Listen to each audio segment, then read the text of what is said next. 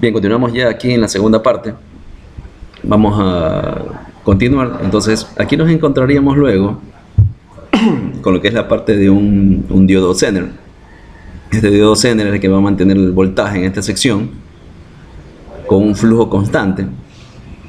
Este diodo Zener lo vamos a encontrar con la serigrafía PD15. Entonces nos vamos acá justamente a la foto. Nos habíamos quedado aquí en PC7 y aquí tendríamos el PD15. Este sería el diodo Zener, justamente aquí el diodo Zener,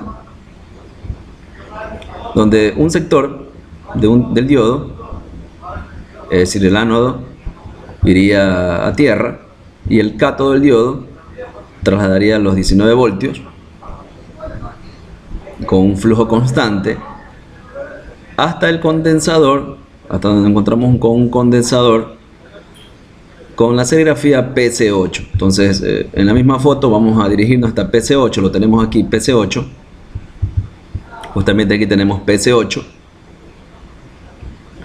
Este condensador, un terminal iría a tierra, y el otro transportaría los 19 voltios.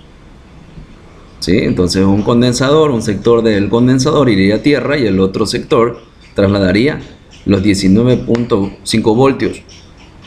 Luego nos topamos aquí con la serigrafía de un transistor. Cada vez que ustedes ven en la serigrafía PQ, o sea, puente transistor, nos indicaría que tenemos un transistor y este transistor lo tenemos justo aquí, ¿no? Entonces este transistor es el que va a permitir regular el voltaje, hacer una regulación, es decir, para que no se altere en ese punto el voltaje, se mantiene la corriente con una corriente estable. Tiene un emisor que sería justo aquí, este sería el emisor, es decir, por donde sale la corriente, ¿verdad? Este sería, en este caso lo conocemos como la coronilla del transistor. Sale el voltaje, es decir, salen los 19 voltios por este extremo y se conecta con el condensador PC12. Aquí ya se hace una conexión con PC12. Entonces, algo que quiero que quede claro en este punto es que debido a la multitud, es decir, a la multitud de dispositivos electrónicos en miniatura, en ocasiones vamos a tener el inconveniente de que no podemos ver la serigrafía, es decir, las letras justo al lado del componente. En este caso, imaginémonos que yo quiero irme a PC12, pero si me pongo a analizar en la placa, prácticamente me perdería buscando PC12, porque el componente no se encuentra junto el nombre de la serigrafía no se encuentra junto al componente. Pero yo me percato que en este bloque tengo el nombre PC12, o sea, un condensador con la serigrafía PC12. Entonces, para evitar este tipo de fallos, quienes han creado este tipo de estructuras electrónicas lo crearon en un costado, ¿no? Pues ustedes pueden encontrarlo puede ser al sector derecho o al sector izquierdo. En este caso aquí tendría PC12. Y es importante notar, vamos a utilizar aquí un ejemplo, que solamente PC12, el nombre PC12 lo encontramos en forma horizontal, mientras que PQ1, PQ5, P25, PR34, PR35 en cambio son en forma vertical. Entonces aquí podemos guiarnos de que el condensador PC12 se encuentra en forma horizontal. Según el diagrama, junto al transistor debe de encontrarse PC12.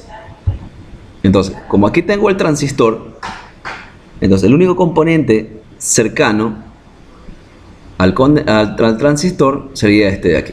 Entonces, aquí tendríamos PC12 en forma horizontal, idéntico que la serigrafía. Entonces, este sería PD12. Por ejemplo, PQ1 y PQ5, este sería PQ1, ¿verdad? El transistor. Este sería PQ5. Luego nos encontraríamos con un condensador PC25. En este caso, este sería PC25. Y aquí tendríamos PR34 y PR35. ¿Qué significa PR? PR significa que es una resistencia. Entonces aquí tenemos dos resistencias. Entonces esta es la forma de poder leer